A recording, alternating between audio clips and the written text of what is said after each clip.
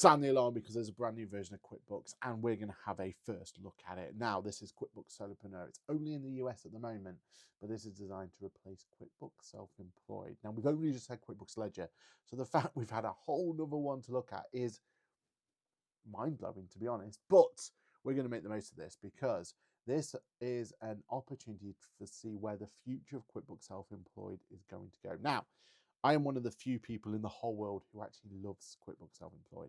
Soft spot in my place. I know a lot of clients who love it, but I can see why a lot of people get frustrated with it.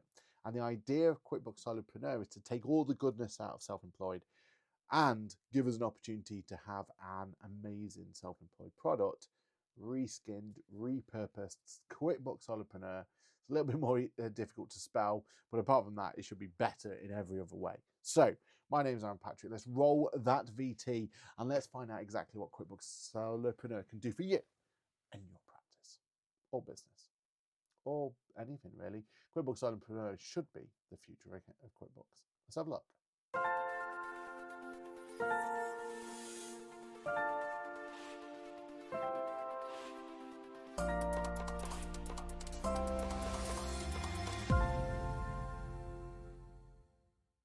Hello, my name is Aaron Patrick. I am a chartered accountant, a certified UK trainer, that QuickBooks chaplain, internet head of accounts here at Bovis, and also your friendly podcaster who goes live each and every Monday morning with Ask the Accountant. Now, I went through that like quick because we need to talk about QuickBooks Solopreneur. Best thing to do is, first of all, let's go quickly have a look at it and we can talk exactly what the pros and cons of this new product is going to be. So, what have we got in front of us? First of all, we have an actual dashboard now, a dashboard that we have the opportunity to customize and a lot more information we've ever had in self-employed, which we like. We love this opportunity. So here we've got an opportunity to see what our profit and losses, expense, income, we can link our banks, taxable profits and mileage sat there. The fact that it's showing this directly there could be really huge for us because that's what our clients want to know, right? What's their tax position going to look like? Some more tips at the top, some cash balance options up here, some upcoming invoices that might need to be sent out, and some nice little shortcuts at the top. You'll also notice there is a search bar, woohoo, in QuickBooks Self-Employed or Solopreneur in this case. Help section, notification, and we've got a nice little settings bar at the top here. Now, one thing you'll notice as well is it looks very, very similar to QuickBooks Online, and that's on purpose.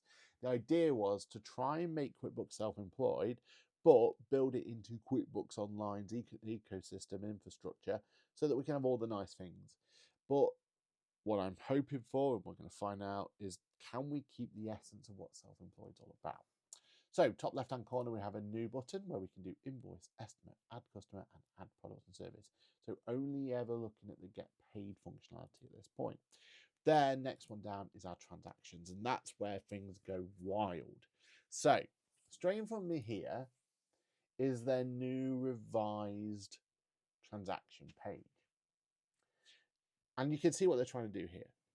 QuickBooks Self-Employed had an amazing transaction page, in my opinion, for what it was for.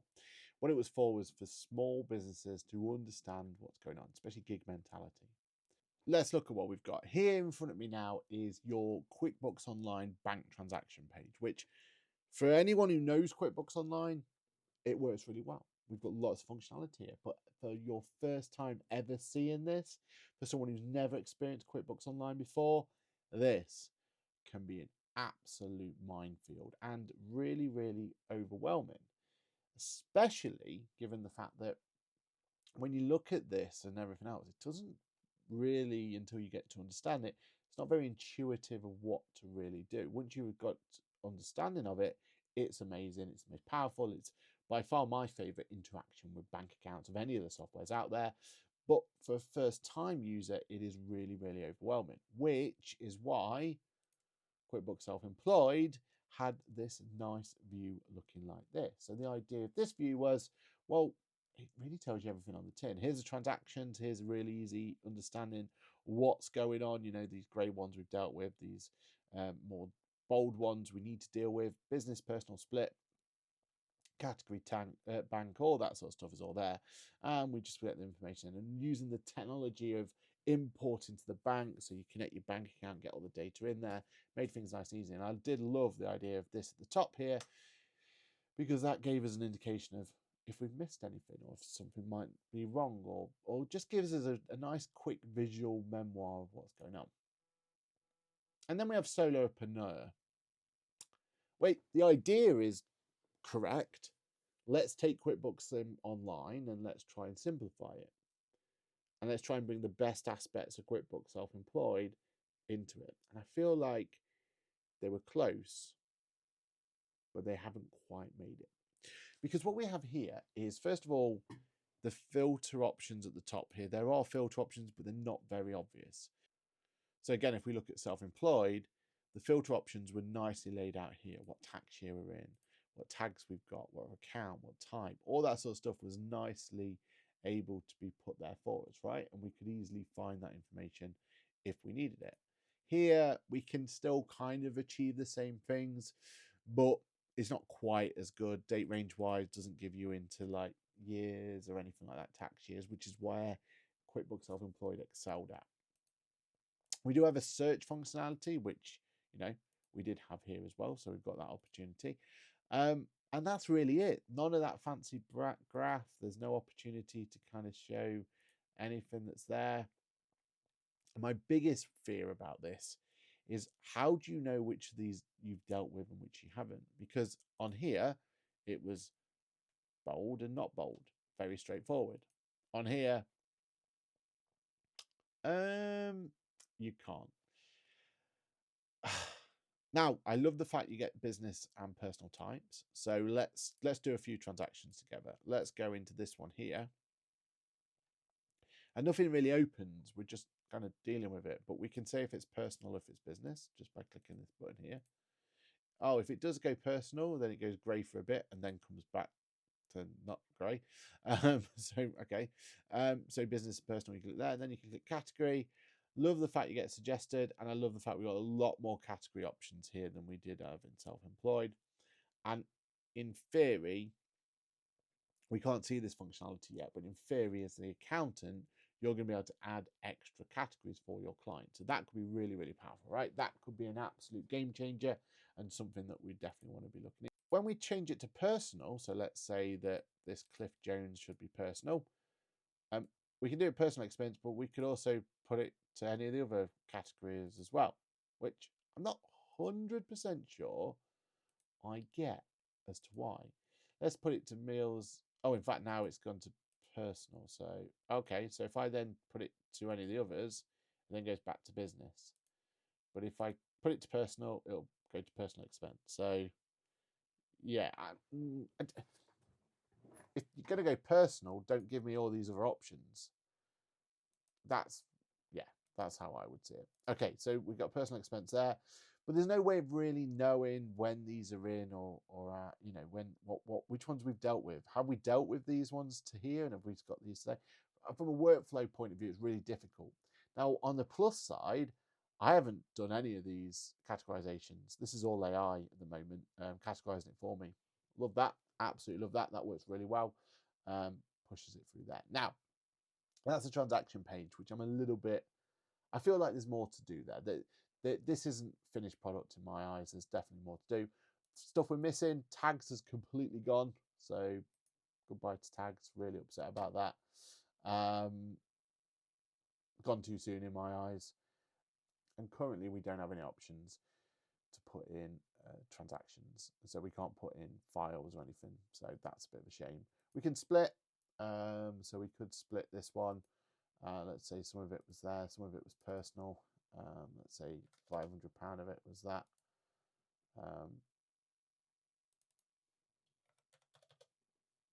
Put it like that. And then it splits it for me. We can split again, press apply. And then we know it's, and then what it does is it splits it like that. So, yeah. Okay, you can see what they're doing there. Editor Aaron here, and I just had a real good thought about this. One of the real positives of how this new way is going to work. So if I go back to that transactions area, and we look at that splitting one more time, look at this split on, let's try and find some income that hasn't already been connected. And that's another thing I forgot to say. When you do match the transaction, so we've matched this one here, you do get a nice little link.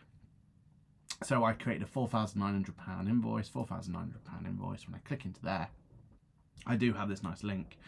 So I can see that this invoice now has been paid, and I can see the payment, and it takes me to the payment. So that bit I really like, because I feel like that bit is really nice in terms of functionality we didn't have in the last one. So we can really keep on top of our sales in terms of what's been bought in and bought out. But let's look at this one here. So we've got Jay Walker, for example. Let's imagine that Jay Walker split transaction had some form of fee on it, right? So that means I can do minus £10, and I can say minus £10, I don't know, I'll just put it for credit card interest for now. But imagine that was some sort of fee on there, and it was actually $190 that they gave us, $190 in this case.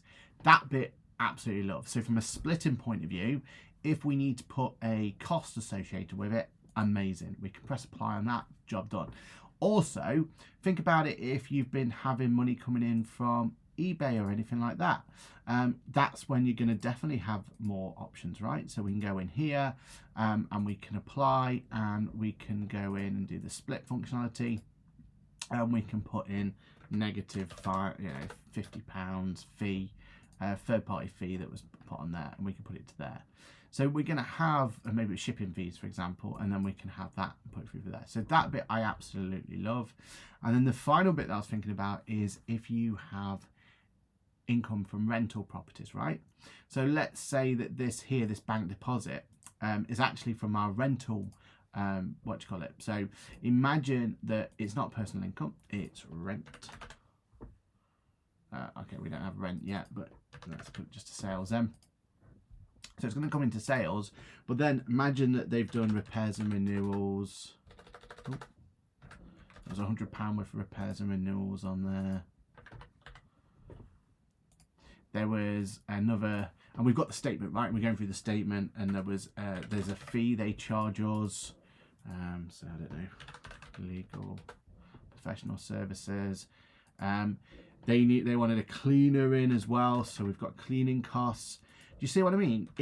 This is where actually this could be really, really powerful, because we can go down the statement and just add them there.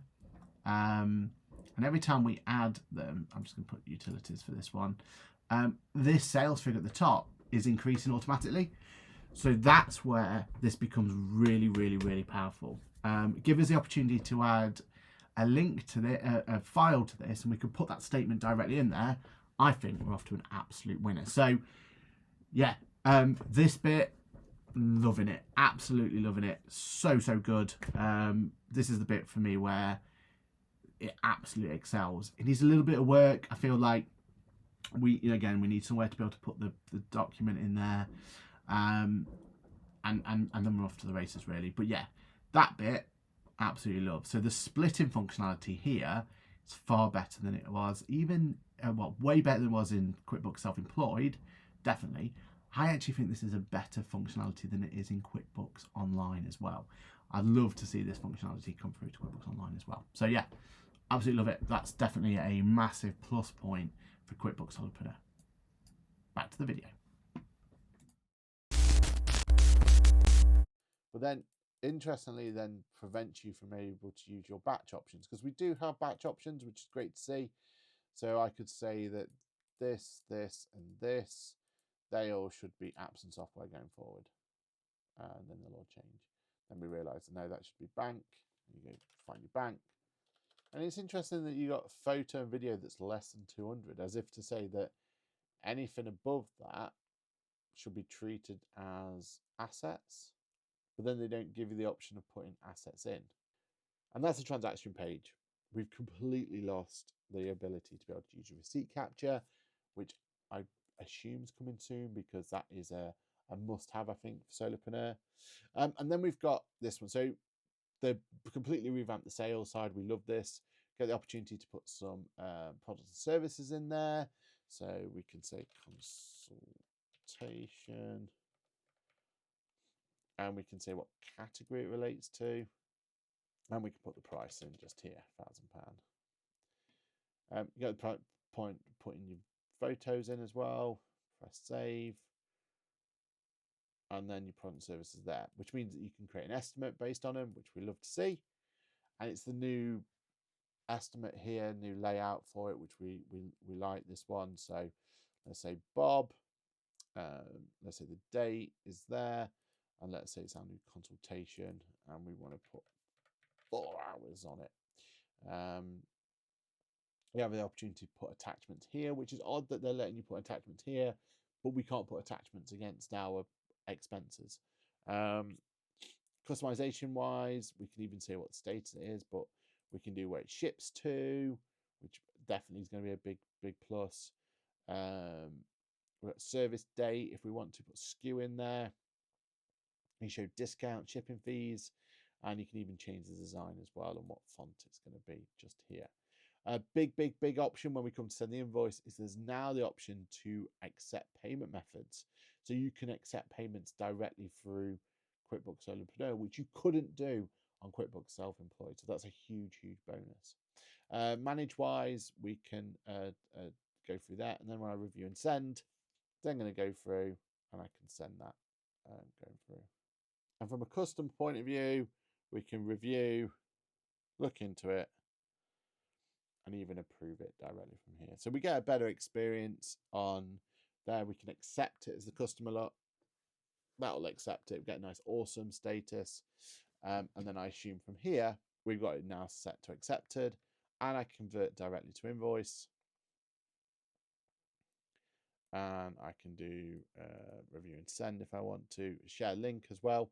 So if I want to share it, send it somewhere else, I have the opportunity. Let's review and send it. Send the invoice. And it says my invoice is ready. View the details. Takes me to the invoice. Looking for a way to pay. So yeah, so now we have the option to make payments directly on here. So I could have a pay now button here, which would be great. Even let me know that I want to make payments on there, which is good to see. I can view the invoice. You can put your logos and everything else on there. That's great to see. One thing to note though, if I go into the invoice that's outstanding, I now see when things are, what's been paid and what's not. I can record the payment. I can say it's deposited to, I can say business or my cash account. If I say business account though, you can only do it when it finds the actual transaction that's there. So you have to wait for the invoice to go into the bank and to show on the bank for you then to go through that. You can't record as part payments. You can't kind of say, well, they paid a little bit here and a little bit there. So that's a little bit frustrating. But if I put it to cash, for example, I can say how much cash they've had, when it's going to go. No, I can't do record payment, cash, save, and then I can save it as a cash payment coming through. One danger to make though is once you've created the invoice from this screen, that invoice isn't going to be. So one danger to note though is that this invoice here, when you've created the invoice, that doesn't actually appear within the account. So if I create a brand new one now, and let's call it consultation, and let's just make it a really big one to 100,000K, right? Let's just save and close that.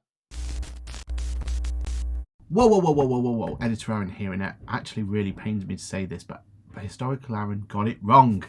I've been looking up and looking into a little bit more detail.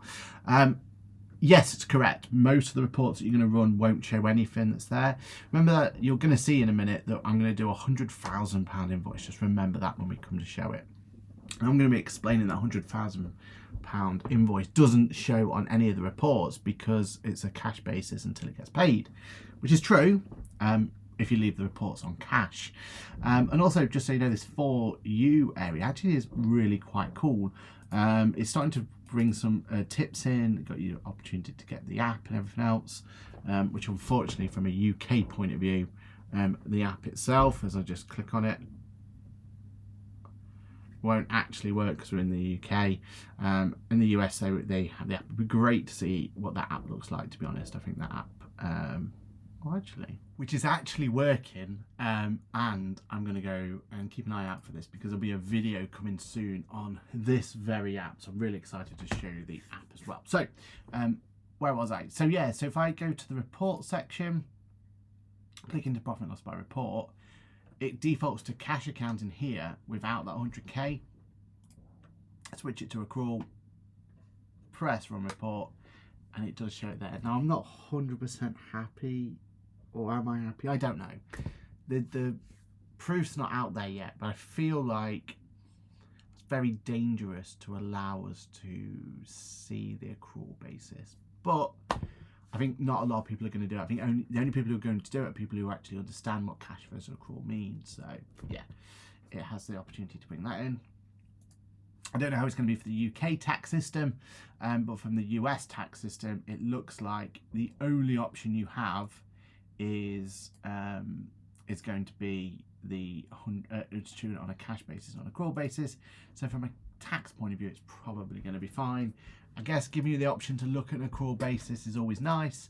You can kind of see the difference between what you have in the bank account versus what you should be having in the bank account. But remember, it'll only be accrual on income and not for expenses. So back to historical Aaron to go for that, and keep an eye out for that app review as well, because I've got a feeling towards the end of this video, I've not edited all this video yet, I think I say that it's disappointing we can't see the app, but actually we can. So keep an eye out for that one. That 100k won't appear on my reports later in the line because we've not received the money. So that's clever in the fact that it's there, but it does mean that we need to keep on top of that. So customer and goals, I like this. You can go to a customer, you can see what customers you are doing well, like what top products and services have been. It's all been consultation in our case, what my top customers are. And I can even set. So do I want to get more customers? Yes. Name your goal. Get more customers. I want to get to 10 customers. I want to make sure that that happens by the end of July, and I want to press next. And then it gives you opportunity to kind of, I'm going to do it by social platforms, press next and press done. Now it's given me a goal at the top of how I'm going to get to that goal. So it could be money, and they're also telling me how I can get that, how can I achieve that. So that sort of stuff, absolutely love. And I assume this will also give an opportunity to get things like MailChimp, that's now Intuit own, later down the line, and then we're going to have really good. But the fact it's given me these amazing goals to kind of get to, create engaging posts, start a conversation with your audience, use it, and you can tick that one, say that it's done, and you can kind of go through from there. And the idea will be that if I add a new customer, so let's say Scarlett, and I press save, well then when I go to my customer and goals, you should see now I've got one customer there. I'm on my way to getting that goal, right? If I was on customers, I can see then I've got Scarlett and Bob sat there. Same money bar as we're used to in QuickBooks Online, so we love that. And we get the opportunity to import customers as well if we've got a third-party solution. Over if I go to Bob though, I can edit. Oh, no.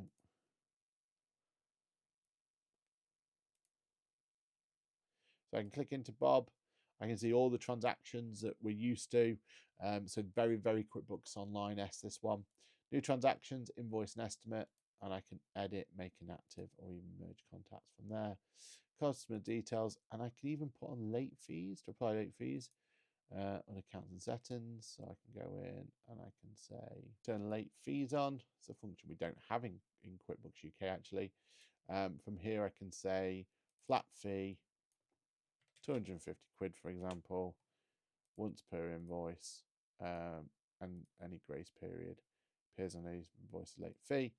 Or I can even do a percentage of main balance. So I can say I want to put a 5% late fee on, and press save. that even under QuickBooks Solopreneur, you can even do progressing invoice as well. So those estimates you create, you can then make sure that they are split down. So we're loving that. So yeah, late fees are turned on. Press save. So this open balance I've got now, let's say that we're going to make it so it was due yesterday at time of recording. And let's say that this was a 1st of April with a due date. Actually, let's say it was due 30th of April. Press save. So in theory then,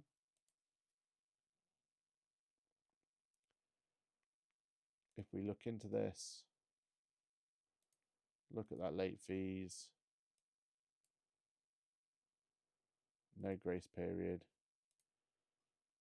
edit invoice. Okay, let's say the due date is tomorrow. So 5% of the remaining balance once, so it's going to automatically do that because it's due tomorrow. So you can only do it in advance, which is fine. But 5% of the remaining balance per thing. So from tomorrow, that's going to have a 5% fee associated with it, and put from there. So yeah, we like that. We like that a lot. Reports wise, not many reports here, but you don't need so many. I would have liked this to have come in the new report style. I think the fact that we're showing the old style is a bit harsh, really, because for Solopreneur, they're only going to have a few months of this, right? But it's showing all of it. If I do all dates, though, notice that 100K isn't there.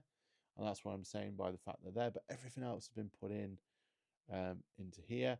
Any personal items, though, are not shown at all. Which I'm not sure I like. Only because how do I now look into what the personal items are? I love the fact I get profit and loss by customer. I can see that there's Bob there. How we're going to put the expenses against them, I don't know, because we don't have any facility to put profit and loss against them. But we can do it by month as well. This is going to be really useful for us, isn't it? Because we run the report, we can start seeing that there's issues or problems or anything going through from there. But the fact that personal expenses aren't there, unless I can see later. Nope, sales by customer. Because we don't have any balance sheet items, there's no way other than going transactions and filter personal expense for me to review those personal expenses, because at the moment none of these are there. So yeah, that's the danger of this, right? Like O2 mobile really shouldn't be a personal expense, should be telephone, mobile, then phone. Oh, there it is, phone less than 200. Yeah, I don't know what happens if you try and put phone over 100 in. Well, let's say this is phone here. Let's see what happens. So let's put this as phone, even though it was over 200. Is it just telling you that? Or if I put it in there, is it going to disallow it? Nope, allowed it. Then I have to do profit and loss by month. All dates. I should now have the phone one in there. But I don't know where the phone one's gone now. Business phone. Okay, phone should be there, I think. So I go to reports. Total of phone should be 1066. We have a load of taxes as well. Not much point me going through this too much because this is different to what the UK is going to get. But fundamentally, it just means that they're going to have the dates coming through and they can kind of switch between them. Loving this review checklist. Absolutely love that. Loving where it's down with deductions. Interesting to still know where those phone ones have gone, because currently I don't know where that phone went or why. Grade 2 mileage is there. One thing we don't know, or one thing we're hoping and we're just assuming, is the mileage is going to affect it. So let's say I've already put some mileage in here. So I've got this business one here, $670. So hopefully, fingers crossed, it's $670. Current deductions is there. Yeah, so they are coming through. Vehicle expenses, loving it. So that's one of the main bits of self-employed that everyone liked. And there's banking sector services as well. So Solopreneur. We've not been able to play with the app, so I don't know if the app is as as good because we just don't have access to that over in the UK. So not sure if that's going to give us anything extra or anything else. So definitely want to keep an eye on the app. Not been able to play around it as an accountant yet as well. What we've been told is that as an accountant, we're going to be able to do a lot more than what the client can do. Actually see and look at bank reconciliations and stuff like that. So that'll be cool to kind of look at. Reports wise, I wish they were just on the new platform. I think it's a bit harsh that they're going to be on the old platform then move over. I think that they should just have just started with the new platform, so that the solopreneur people don't get confused as they go forward. Some bits I'm frustrated about. I still think that transactions area just isn't there yet. That there needs to be more there. It needs to be connected more. You can link some of the sales and everything else, but the sales to the bank doesn't quite work. I love all the extra options in sales, though. That's a huge plus. I'm loving that. But yeah, what's your first impressions? I think I wanted it to be like for like with QuickBooks Self-Employed, and maybe that's too much to ask for, but I do feel like the transaction page, which is going to be the most important page, doesn't quite work. I'm hopeful that that's going to get improved later down the line. But let me know in the comment section what your thoughts of it. Put thumbs up for this video and all that sort of stuff. Make sure that you keep yourself subscribed to the channel because we've got more content to come, especially on Solopreneur. As soon as we get access to that mobile app, as soon as we get access to the accounting side, we'll make sure we do a video on it. But my name's been Aaron Patrick. This video has been an absolute pleasure to do for you, and I will see you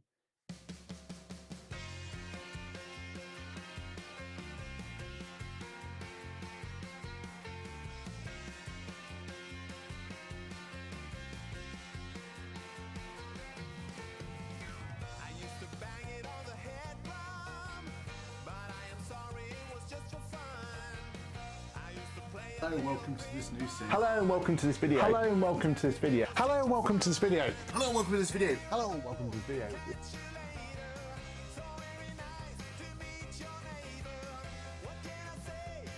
Right, let's get it set. Let's do this. Oh yeah, you're right. Yes, I'm aware we go live every Monday. The next generation is about everyone else that missed it. Yeah. So current.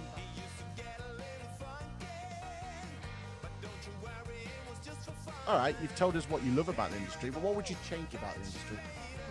Where do I start?